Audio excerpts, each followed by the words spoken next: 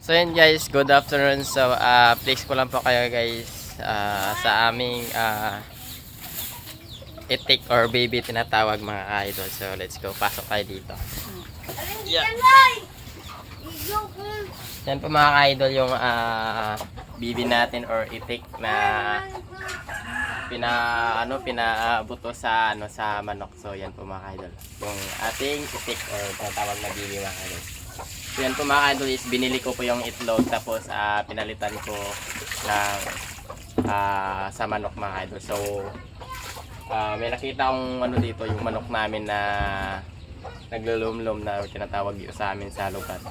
So yun, pinalitan ko ng itlog ng bibi tapos ayun, after 30 days mga idol.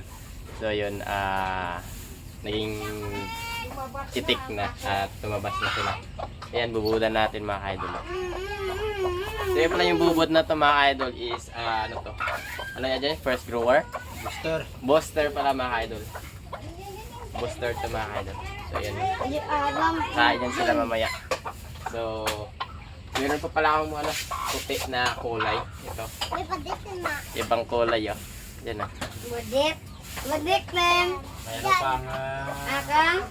turkik. Upra. Then, Yung karawat ibubuli yang na rin tikod na rin nang.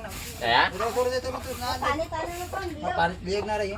Kaya? Paano magubol. Lah. Ako sa itong may isang isang maliit na itik na walang bulbul sa liig. Ang ganda oh. Yan na, kain nila. Masaka pa! Lintikan doon. Tara, kain kayo, uy. Kain kayo. Kumakain nila. Musa lagi itong bubod. Bye lang. Nambay.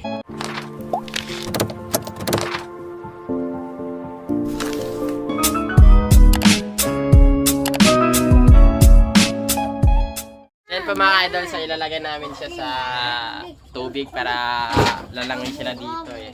Mahilig kayo sila sa tubig na yun. Dito, butang nyo dong. Yan po mga idol. Yun, mahilig sila sa tubig. Yan yung bunsa namin, tinutulungan ako. Wala pa tayo ba panahon? Patay na lang. Mahilig yung sumisip sa tubig. Yan po pala si Egyu. Si Egyu po pala yung white na or yellow. Yan dito.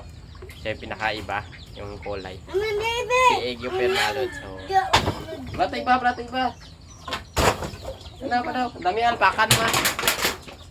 Wak wak wak wak wak wak. Taman mo ha.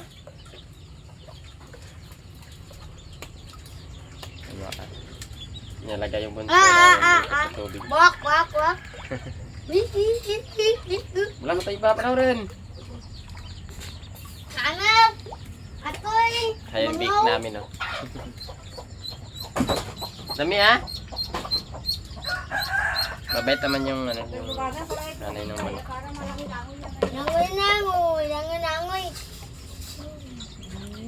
Yan po mga ka-idol. So yun yung mga itik namin or BB tinatawag. So yan ay pinabuto namin sa inahing manok mga ka-idol. So bali ang ginawa ko po dyan mga ka-idol is yung isang manok na nangingitlog tapos anong tawag doon na palabasin na yung sisiw niya mga lods. So ayun, pinalitan ko ng itlog ng bibi tapos yun nga mga ka-idol, after 30 days naging sisiw na sila. So yan nga first nila na lumabas or nilagay sa kulungan na to. So yan sila mga ka-idol. Cute tingnan. Tingnan yung patid ko. Sobrang saya. 7 months po yan mga ka-idol Special selfie yung bunso namin ngayon. Yan po mga ka-idol. Tsaka dito yung bake ni mama. Sobrang dami.